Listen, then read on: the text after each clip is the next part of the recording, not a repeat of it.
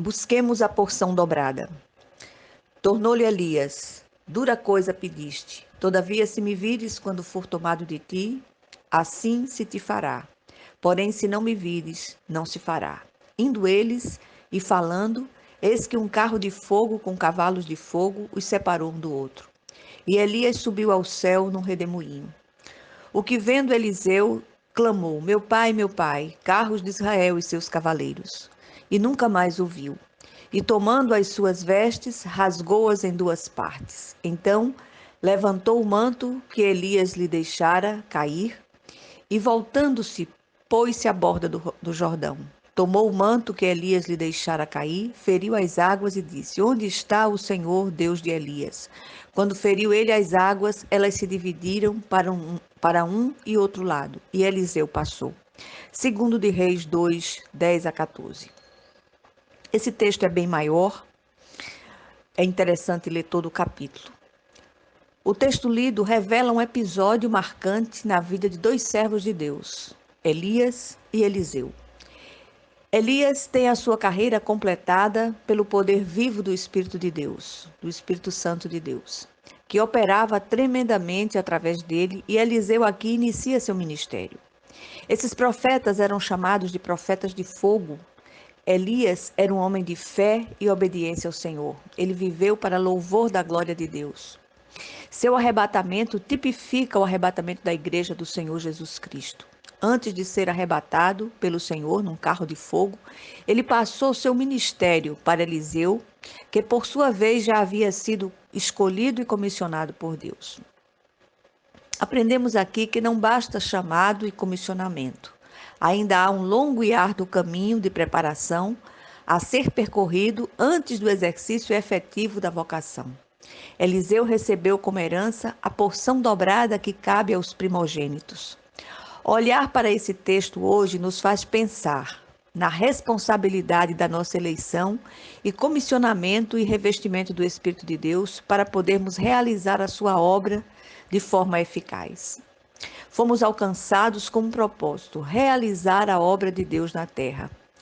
Se nós tivéssemos verdadeiramente a consciência do que se operou em nós e quem é aquele que nos transportou do reino das trevas para o reino da sua maravilhosa luz, certamente faríamos com toda ousadia aquilo para o qual fomos chamados para fazer: anunciar o Cristo. Se crermos que estamos em Cristo e Cristo está em nós, daremos passos ousados de fé, como aconteceu com esses dois profetas de fogo. Clamaremos e o Senhor dirá: Eis-me aqui. Ministraremos e pessoas serão salvas. Saquearemos o inferno e povoaremos o céu para a glória do Pai. O grande problema é que não cremos naquilo que já recebemos por direito de herança, ou somos tímidos demais para dar passos ousados de fé. Há uma curiosidade nos nomes desses dois profetas que nos ajuda a compreender melhor o relato. Elias significa cujo Deus é Jeová. E Eliseu significa Deus é salvação. Pela proximidade da partida de Elias, Eliseu não o abandonou, nem o perdeu de vista. Eliseu sabia exatamente o que estava faltando para completar seu ministério, capacitando para a obra. Faltava a unção, o revestimento do poder e autoridade. Ele precisava disso e não abriu mão. Ele desejou, perseguiu até conseguir. Eliseu deu 4 passos ousados de fé para vencer a tentação de se acomodar e perder a bênção da primogenitura. Primeiro passo: Eliseu precisava vencer a tentação de permanecer em Gilgal. O velho profeta começa a testar seu jovem discípulo e tenta deixá-lo em Gilgal, que significa círculo, acampamento, lugar onde cessou o maná. Gilgal não era suficiente para ele em sua busca de revestimento do alto. Muitos param em Gilgal, acampam-se ali e acham que as primeiras migalhas de alimento espiritual já são suficientes e acabam estagnados. Recebem a salvação, mas nunca passarão de uma espiritualidade medíocre. Eliseu venceu a oposição, passou na primeira prova e seguiu em frente. Muitos estão estagnados aqui. Segundo passo: Eliseu venceu a tentação de permanecer em Betel. Mais uma vez, o velho profeta e pai espiritual prova seu jovem discípulo e tenta deixá-lo em Betel, que significa casa de Deus. Ali era o lugar de altares, lugar da visão de Deus, da visão de Jacó, lugar onde Samuel julgava. Muitos avançam até Betel. São adoradores, têm a visão de Deus, possuem consciência de pecados, mas se assombram facilmente, recuam ou se contentam com o que já receberam. Cessam a busca, acham que sua espiritualidade já está de bom tamanho. A nossa busca continua enquanto estivermos vivos sobre a terra. Eliseu entendeu isto e foi em frente. Terceiro passo. Eliseu venceu a tentação de permanecer em Jericó. Mais um teste para o obstinado profeta. Desta vez, Elias tenta deixá-lo em Jericó, que significa lugar de fragrância, e fala de testemunho. Também é o lugar da prova, da experiência.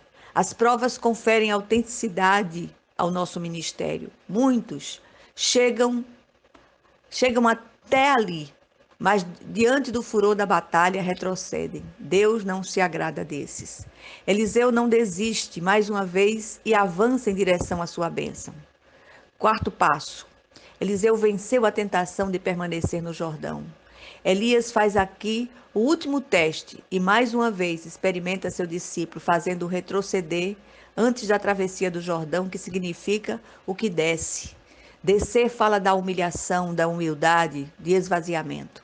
Até este ponto, Eliseu tem a aprovação do seu mestre e pai espiritual, mas as provas ainda não acabaram. E no versículo 9, é como se Elias dissesse: muito bem, você chegou até aqui, agora me peça o que quer que eu lhe faça, aquilo que é mais importante para você. E Eliseu, sem parar para pensar, disse de pronto: quero que me toque por herança a porção dobrada do teu espírito. Ele sabia o que queria. E você sabe o que quer?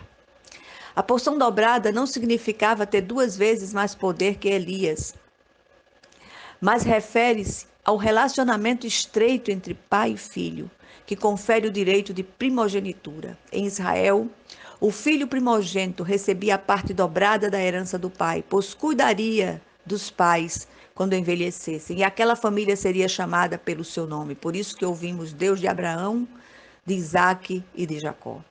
Elias lhe diz: dura coisa pediste, todavia se me vires quando for tomado de ti, assim se fará. Porém, se não me vires, não se fará. Por mais que avancemos na fé, não podemos tirar os olhos do Senhor, pois sem Ele nada podemos fazer. Elias fez isso, manteve os olhos fitos naquele cujo Deus é Jeová. Quando a unção é derramada, o poder de Deus é evidenciado. Elias fez o que Eliseu havia pedido.